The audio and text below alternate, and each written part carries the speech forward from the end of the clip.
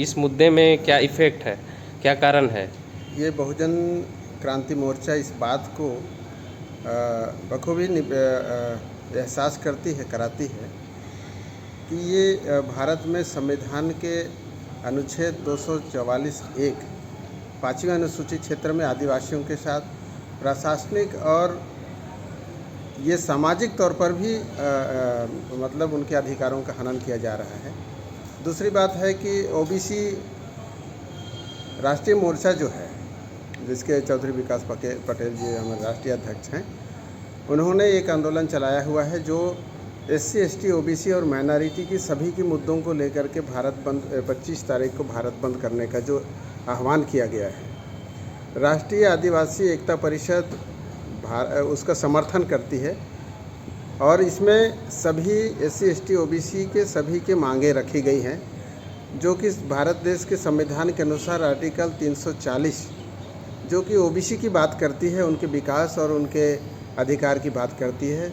नौकरियों में जैसा कि आप देखते हैं कि भारत के संविधान में जिन्होंने आधार जनगणना के आधार पर जिसकी संख्या जितनी भारी उतनी उनकी हिस्सेदारी, OBC को 52% अधिकार मिलना था, जो कि नौकरी में, पेशा में, हक में, जो भी जहाँ भी वो हैं उनकी संख्या के अनुपात में उनको आरक्षण मिलना था, चाहे राजनीतिक आरक्षण हो, चाहे आर्थिक आरक्षण हो, चाहे नौकरी में हो। ये उनको आज तक आज़ादी के 75 साल हम यहाँ पर बात कर रहे हैं, 75 सालों में भी ये जो है उनको नहीं दिया गया। आज यदि हम आदिवासियों की बात करें या तो अनुसूचित जाति की बात करें, तो ये नौकरियों में उनके आरक्षण का 2% हम मानते हैं, जो कि 15% है, SC को नहीं मिला। चाहे आर्थिक मामले में देखिए, चाहे वो नौकरी पेशा में देखिए, चाहे राजनीति के मामले में देखिए, प्रतिनिधित्व का मामला है और इसमें उन्हें भी अधिकार नहीं मिला। आज ST की बात करें, अनुसूचित जनजाति की, तो इनके 32% छत्तीसगढ़ में, और पूरे भारत के देखा जाए तो हम 7.5% 8% माने जाते हैं। आज नौकरियों में 2% जो आर्थिक आज़ादी के लिए नहीं, वो बराबरी पर लाने के, समाज को लाने का, सामाजिक गैर बराबरी को दूर करने का मामला था। आज तक आज़ादी के 75 सालों में आज की ये केंद्र सरकार या तो फिर केंद्र सरकार जो कि EVM के हम विरोध कर रहे हैं, EVM के घोटाले करके उन्होंने सरकार बनाई। छत्तीसगढ़ में कांग्रेस की सरकार है। हम बैकलॉग की बात करते हैं, हमारे ज्ञापन में बैकलॉग की भी बात करी गई है। बैकलॉग पोस्ट अभी भी खाली है छत्तीसगढ़ के या तो पूरे भारत में। आज नौकरियों में आदिवासी केवल 2% नौकरियों में आए हैं, इसके अधिक बहुत ज़्यादा होगा तो 3%। हम 7.5% की मांग करते हैं। सरकार हमें ईमानदारी से यदि ये हमारे अधिकार देती है तो भारत के अधिकांश जो पढ़े लिखे लड़के हैं, युवा हैं, बेरोज़गार हैं, जो बेरोज़गारी भारत में एक बहुत बड़ी रोग है, कहना चाहिए कि रोग की तरह पड़ा हुआ है, ये दूर हो सकता है। अभी हमारे बेरोज़गार युवाओं के लिए अवसर था कि जो छत्तीसगढ़ शासन में भर्तियां हो रही हैं, यदि बैकलॉग में भर्ती की जाए, संविदा को हम मान्यता नहीं देते हैं, हमें चाहिए कि हमारी बैकलॉग भर्ती कर दी जाए। अगर ऐसा छत्तीसगढ़ शासन करती है तो निश्चित तौर पर हमारे बेरोज़गार दूर होगी, हमारी बेरोज़गारी दूर होगी, आर्थिक संपन्नता होगी। आज भारत में सबसे बड़ा कुष्ठ रोग की तरह यदि हमारे भारत को खाया जा रहा है तो यह है बेरोज़गारी।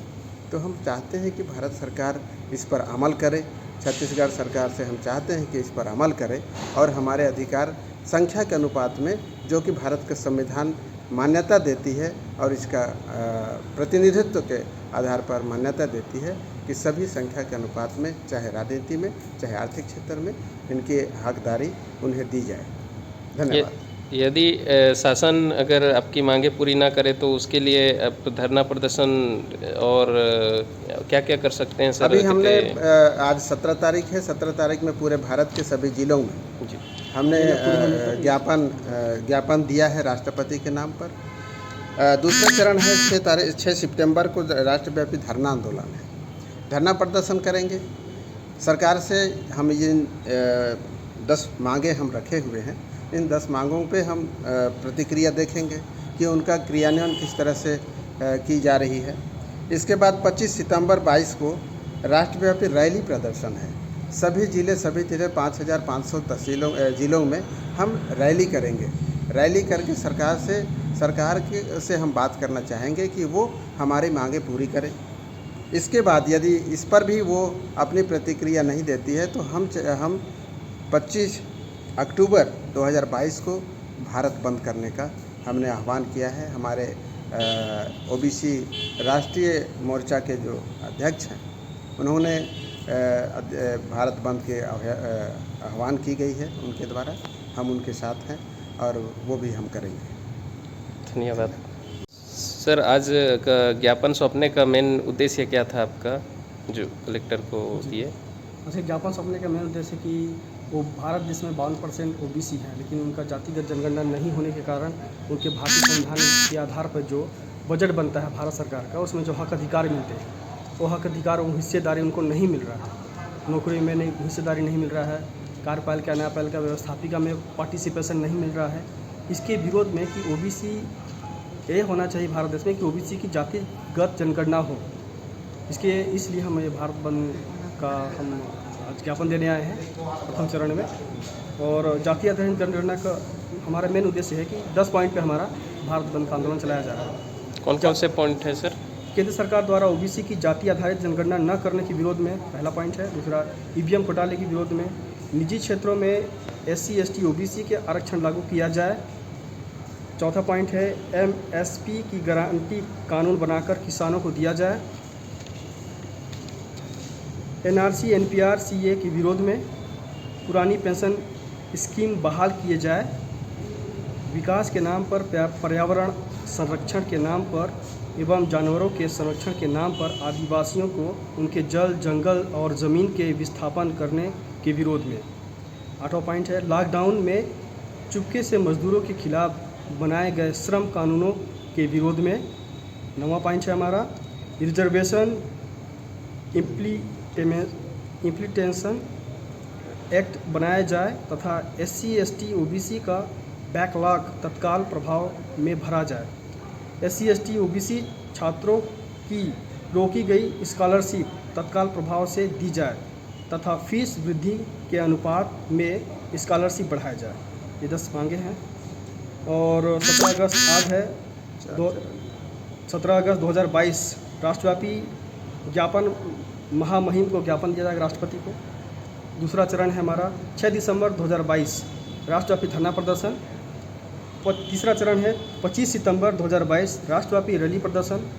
और इसके बाद 25 अक्टूबर 2022 को भारत बंद का ये हमारा चौथा चरण है। इस तरह से भारत ये हम मांगे हैं और इसके लिए हमने भारत बंद का आह्वान है।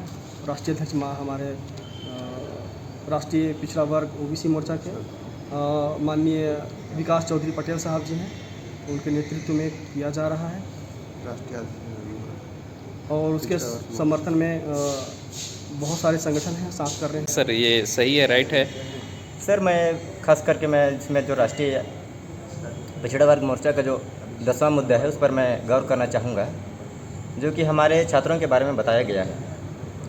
छात्रों के बारे में बोला गया है कि जो हम लोग को स्कॉलरशिप जो मिलती है वो स्कॉलरशिप आजकल जैसे स्कूल में जो हमारे फीस बढ़ाए गए हैं उसके अनुपात में स्कॉलरशिप भी बढ़ाई जाए, उस समर्थन में मैं समर्थन अपना भारत बंद का शासन हमारे इस मांग को ध्यान दे और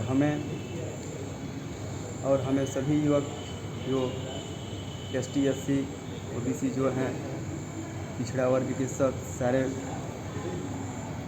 युवा बेरोजगारों को रोज़गार देने की कष्ट करें और हमारे मांग को पूर्ण करें। अच्छा, तो आज ये आपका धरना प्रदर्शन को आप समर्थन कर रहे हैं और आज ज्ञापन अपने लोगों ने सौंपा जी। तो मूल निवासी समाज के लिए ये हमारी चैनल है जिसमें आज का मुद्दा है राष्ट्रीय पिछड़ा वर्ग OBC मोर्चा, जो महामहिम राष्ट्रपति जी को ज्ञापन सौंपा जा रहा है। और इसमें जैसे अब केंद्र सरकार द्वारा OBC की जाति आधारित जनगणना न करने के विरोध में और ईवीएम घोटाले के विरोध में निजी क्षेत्रों में एससी, एसटी, ओबीसी को आरक्षण लागू किया जाए।